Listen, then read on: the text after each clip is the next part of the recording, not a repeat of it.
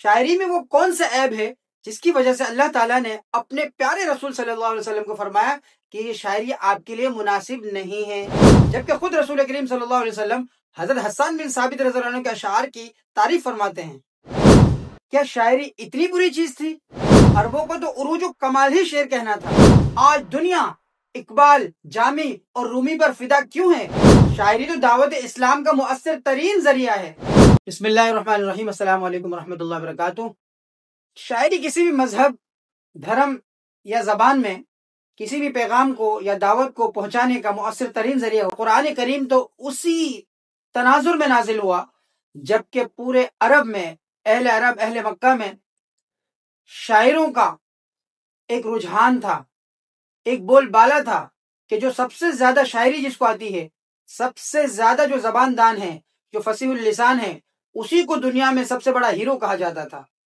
اور تاریخ کی کتابیں یہ بھی بتاتی ہیں کہ جس کی شاعری سب سے اچھی ہوتی تھی تو خانہ کعبہ کے دروازے پر یا کسی خاص جگہ پر اس کی شاعری کو لٹکائی جاتی تھی اور دنیا کے لوگ آ کے اس کو دیکھتے تھے اور اس کی تعریف کرتے تھے، اور جب تک اس کے ٹکر پہ کوئی دوسرا آدمی شاعری نہیں کرتا تب تک وہ نمبر 1 پہ رہتا۔ عربوں کو اپنی زبان پر اتنا ناز تھا کہ وہ اپنے آپ کو عرب، باقی پوری دنیا کو عجم سمجھتے تھے کہ ہمارے علاوہ باقی سب تو گونگے ہیں، عجم ہیں یعنی گونگے ہیں۔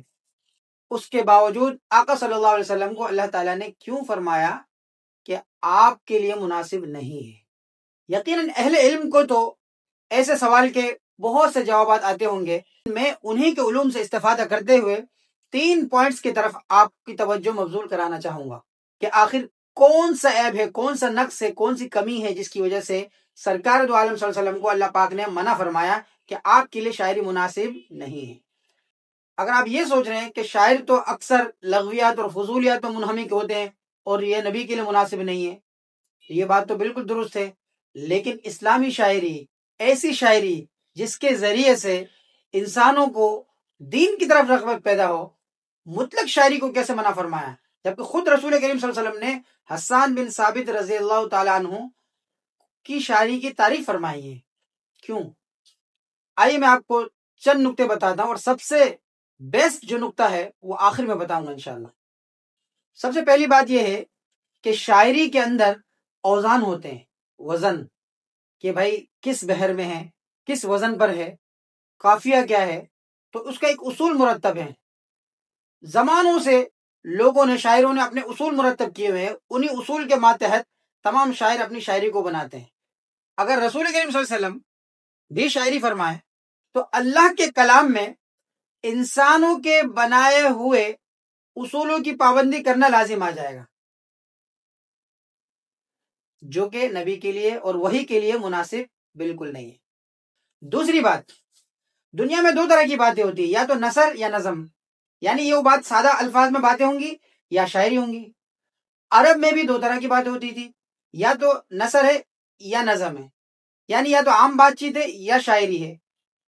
لیکن قرآن پاک کو اللہ تعالیٰ نے ایسے نازل فرمایا کہ نہ تو وہ شاعری ہے اور نہ تو وہ نثر ہے، نہ نظم نہ نثر، ایک نئی چیز اللہ تعالیٰ نے پیدا فرمائی جس کو قرآن کے علاوہ، جس کی مثال پوری دنیا میں اور کہیں نہ موجود، نہ پہلے اس کی مثال موجود تھی، نہ قیامت تک اس کی مثال آ سکتی ہے۔ یعنی عرب خود حیران ہے کہ یہ عام بول چال بھی نہیں ہے، نثر بھی نہیں ہے اور نظم بھی نہیں ہے، تو کیا ہے؟ تیسری چیز ہے۔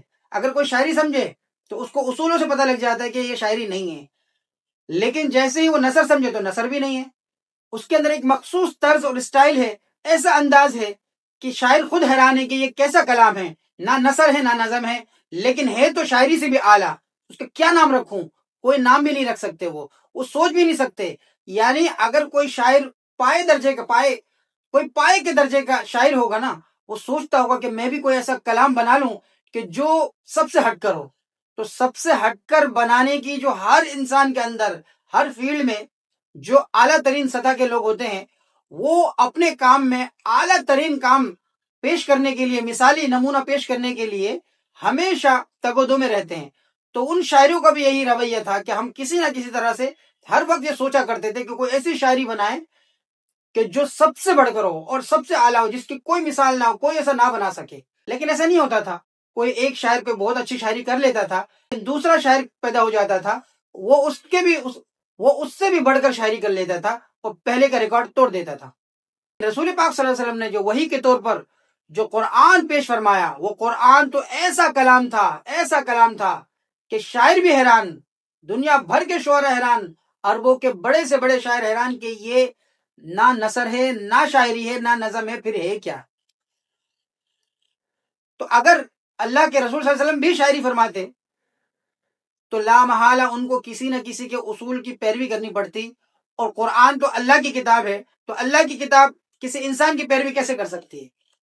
آج کا آخری پوائنٹ بتاؤں، شاعری میں تخیل ہے، ذرا غور سے سنیے گا۔ شاعر کسی بھی خیالوں کو، شاعر اپنے خیالوں میں کوئی دنیا بناتا ہے، کوئی چیز بناتا ہے، اور خیالوں میں جو وہ کچھ دیکھ رہا ہے، امیجن کر رہا ہے، ان خیالوں کو لفظوں میں ڈال دیتا ہے۔